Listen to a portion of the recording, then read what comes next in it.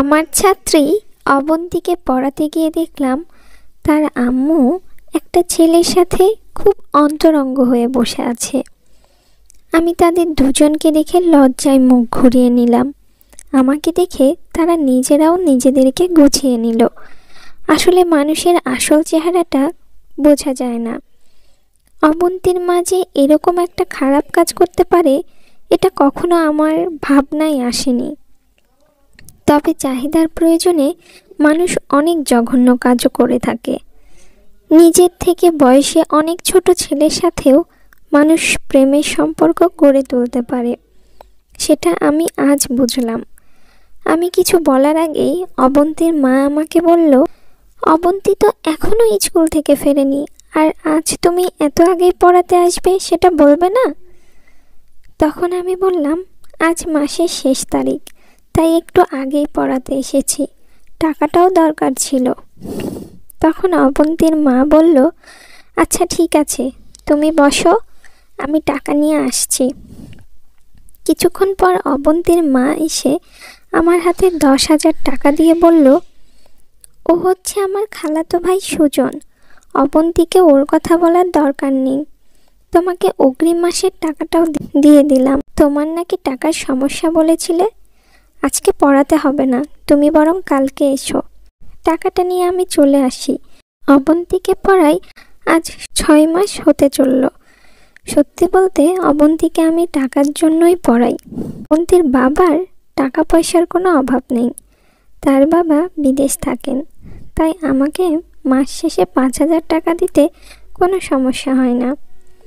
10,000 টাকা পেয়ে সেখান থেকে মাকে 4,000 টাকা দিলাম, আর বোনকে 1,000 টাকা। বাকিগুলো আমার প্রয়োজনে কাজে লাগাবো, রেখে দিলাম। মাকে দেওয়া এটা আমার প্রথম কোনো উপহার। আমি এর আগে কখনো মাকে টাকা দেইনি। টাকা দেওয়ার পর মায়ের চোখে যে আনন্দ দেখেছিলাম সেটার কাছে পৃথিবীর সব আনন্দ তুচ্ছ। 1,000 টাকা পেয়ে আমার বোন এতটা খুশি হবে ভাবিনি, কিন্তু যখন টাকা পেয়ে সে আমাকে খুশিতে জড়িয়ে ধরে ভাইয়া বলল, তখন মনে হলো এমন বোনের জন্য জীবনে কিছু করতে না পারলে জীবনের কাছে ঋণী থেকে যাব। পরের দিন অবন্তীকে পড়াতে গিয়ে দেখলাম অবন্তী খুব সুন্দর করে সেজেছে। আকাশি রঙের শাড়িতে মেয়েটাকে অন্য দিনের চেয়ে আজ একটু বেশি সুন্দর লাগছে। তাই পড়ানোর সময় তার দিক থেকে কেন জানি না চোখই ফেরাতে পারছিলাম না। আমার এমন অবস্থা দেখে অবন্তী বলল, স্যার, আপনার কি কোনো গার্লফ্রেন্ড আছে? নিজের ছাত্রীর মুখে এমন প্রশ্ন শুনে কিছুটা আনইজি ফিল করলাম। তারপরেও ধমকের সুরে বললাম, এসব কি প্রশ্ন? আমার গার্লফ্রেন্ড দিয়ে তুমি কি করবে? বাচ্চাদের এসব জানতে হয় না, তুমি পড়াশোনায় মনোযোগ দাও। তখন অবন্তী বলল, কে বাচ্চা? দেখেন আমি কত বড় হয়ে গিয়েছি, আর ক্লাস 9-এ পড়া একটা মেয়েকে বাচ্চা বলা মোটেও উচিত না। আমার এক বান্ধবীর বিয়ে হয়েছে, বাচ্চার মাও হয়ে গেছে, আর আপনি আমাকে বাচ্চা বলছেন? অবন্তীর কথাই ঠিক, অবন্তীকে আজ মোটেও বাচ্চা বাচ্চা লাগছে না, বড়ই মনে হচ্ছে। শাড়ি পরলে ছোট মেয়েদেরকেও অনেক বড় মনে হয়, অবন্তীকেও আজ বড়দের মতোই মনে হচ্ছে। আমি অবন্তীর কথা এড়িয়ে যাওয়ার চেষ্টা করলেও পারলাম না। অবন্তী আবার জিজ্ঞেস করলো, স্যার, আপনি কিন্তু বললেন না আপনার কোনো গার্লফ্রেন্ড আছে কিনা? তখন বাধ্য হয়ে বললাম, ছিল এক সময়, তবে এখন নেই। এবার খুশি তুমি? তোমার প্রশ্নের উত্তর খুঁজে পেয়েছ? তখন অবন্তী চোখে মুখে অনেক আনন্দ দেখতে পেলাম। আমার গার্লফ্রেন্ড নেই শুনে অবন্তী এতটা খুশি হলো কেন বুঝতে পারলাম না। প্রায় 6 মাস পর হঠাৎ করেই জানতে পারলাম অবন্তীর মা প্রেগনেন্ট। এমন অবস্থায় সব জায়গায় জানাজানি হয়ে গেল। যেহেতু অবন্তীদের বাসায় আমি বাদে আর কোনো ছেলে যাওয়া আসা করে না, তাই সবাই আমার দিকে আঙুল তুলতে লাগলো, আমাকে সন্দেহ করতে লাগলো। অবন্তীর বাবা বিদেশে থাকা অবস্থায় অবন্তীর মা কি করে প্রেগনেন্ট হতে পারে, এটা সবাইকে ভাবাচ্ছিল। অবন্তীর মা যখন আমাকে দোষ দিল তখন আমার মরে যেতে ইচ্ছা করছিল। অবন্তীর মা নিজেকে বাঁচানোর জন্য আমার নামে যে এত বড় একটা মিথ্যা কথা বলবে আমি কখনো কল্পনা করিনি। অবন্তীর সামনে সেদিন কি লজ্জাটাই না পেয়েছিলাম। কোনো অপরাধ না করেও আমি অবন্তীর চোখের দিকে তাকাতে পারিনি। অবন্তী অনেক ঘৃণা নিয়ে আমার দিকে তাকিয়েছিল। সে কাঁদতে কাঁদতে যখন বলল, স্যার, আপনি চাইলে তো আমি আপনাকে এই সুখটা দিতাম, আপনাকে আমি ভালোবাসতাম, আর আপনি কিনা আমার মায়ের সাথে এটা করলেন। আপনার প্রতি যে রেসপেক্ট ছিল সেটা আপনি রাখেননি। আপনি কখনোই একজন শিক্ষক হওয়ার যোগ্যতা রাখেন না। কথাগুলো বলেই অবন্তী আমাকে ধাক্কা দিয়ে তাদের বাড়ি থেকে বের করে দেয়। আমি চলে আসি। এলাকার সবাই জেনে গিয়েছে বিষয়টা, তাই লজ্জায় কারো সামনে যেতে পারতাম না। বাসায়ও চুপচাপ থাকতাম। মা, বাবা, বোন কেউ আমার সাথে আগের মতো কথা বলে না। আমার জীবনটা যেন একাকিত্বের এক নরকে পরিণত হলো। ঠিক এমন সময় আমার নরকীয় জীবনটাকে আরও বিষাক্ত করে তুলতে ফোন দিল আমার প্রাক্তন প্রেমিকা। মিলির সাথে আমার 2 বছরের সম্পর্ক ছিল। হঠাৎ করেই একদিন প্রচণ্ড রাগারাগি হলো দুজনার মাঝে। সেদিনই ব্রেকআপ করলাম আমরা। তারপরে আমি আর তাকে কোনোদিনও ফোন দিইনি, কারণ আমি আমার ইগোর সাথে কখনো আপোষ করতে চাইনি। সেও কখনো ফোন দেয়নি। আজ এতদিন পর কেন ফোন দিল সেটার কারণ খুঁজতে গেলাম না। ফোনটা রিসিভ করতেই ওপাশ থেকে ভেসে আসলো চিরপরিচিত সেই কণ্ঠস্বর। তোমার সাথে বিচ্ছেদ হয়ে ভালোই হয়েছে, এমন একটা কাজ করবে কখনো ভাবিনি।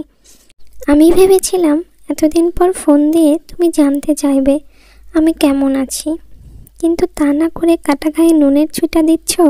এটা বলার জন্যই কি ফোন দিয়েছ? আমাকে বলল, সেটা বলার প্রয়োজন মনে হয়নি, কারণ তুমি ভালোই আছো।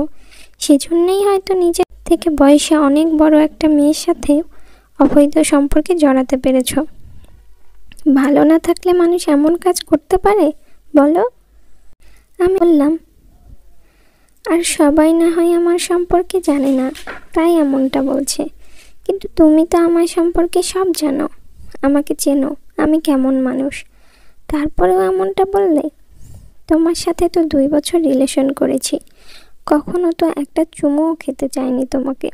তুমিই বলো, তোমার সাথে যদি আমি ফিজিক্যাল রিলেশনে করতে চাইতাম তাহলে কি তুমি না করতে? আমার তো মনে হয় না তুমি না করতে। যেখানে তোমার মতো মেয়ের সাথে এমনটা করিনি, সেখানে আমার থেকে বয়সে বড় একটা মহিলার সাথে এটা করব কি করে ভাবলে তুমি? ঠিক এমন সময় বাবা আমার রুমে এসে পড়ায় আমি ফোনটা কেটে দিলাম। দীর্ঘ 2 মাস পর আমার রুমে কেউ আসলো, আমার সাথে কেউ কথা বলল। আমার তো ভালো লাগার কথা, খুশি হওয়ার কথা, কিন্তু আমি খুশি হতে পারলাম না। বরং বাবার কথাগুলো শুনে চোখের পানিটাকে অনেক কষ্ট করেও ধরে রাখতে পারলাম না। বাবা যখন বললেন, কয়েকদিন পর তোর বোনকে দেখতে আসবে, আমি চাই না তোর কারণে আমার মেয়ের বিয়েটা ভেঙে যাক। তুই 1 বছরের জন্য এই বাড়ি থেকে চলে যা, সবাই জানবে তোকে আমরা ত্যায্য পুত্র করেছি, তোর সাথে আমাদের কোনো সম্পর্ক নেই। 1 বছরে যদি কিছু করতে না পারিস, নিজের বেঁচে থাকার মতো অবস্থা তৈরি করতে না পারিস, তাহলে চলে আসিস, তখন তোর বোনের বিয়ে হয়ে যাবে, তাই আর কোনো সমস্যা হবে না। তবে আমি চাইবো না তুই আর কখনো এই বাড়িতে ফিরে আসিস। তোর কারণে আমি আমার মান সম্মান সব হারিয়েছি। কাজটা করার আগে তোর ভাবা উচিত ছিল, তোর সাথে এই পরিবারের মান সম্মানটাও মিশে আছে।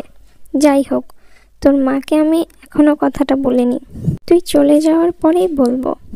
আজ রাতেই চলে যাবে, তোর মা কিংবা বোনের সাথে দেখা করার দরকার নেই, টাকা লাগলে বল, দিয়ে দেব। আমি কিছু বলতে পারলাম না। আমি জীবনে কোনোদিনও চিন্তা করিনি আমার বাবা আমার প্রতি কখনো এতটা কঠোর হবেন। কাঁদতে কাঁদতে শুধু বললাম, না, কোনো টাকা লাগবে না। আমি লক্ষ্য করলাম আমার কান্না ভেজা কণ্ঠটাও বাবার ভেতরটাকে নাড়া দিতে পারল না। বাবা আমার রুম থেকে চলে গেলেন। ফোনের দিকে তাকাতেই দেখলাম 21 বার ফোন দিয়েছে মিলি, এখনও দিয়েই যাচ্ছে। তার ফোনটা ধরতে ইচ্ছা করছিল না, কারণ সব কিছু গোছগাছ করতে হবে। আজকেই বাবা আমাকে চলে যেতে বলেছেন, জানি না কোথায় যাব। যাওয়ার মতো তেমন কোনো জায়গাও নেই, তবে যেতে তো হবে। পৃথিবীটা তো অনেক বড়, কোথাও না কোথাও তো জায়গা হবে। বন্ধুরা, গল্পটির শেষ অবধি জানতে চ্যানেলটি সাবস্ক্রাইব করে আমাদের সাথেই থাকুন। ধন্যবাদ।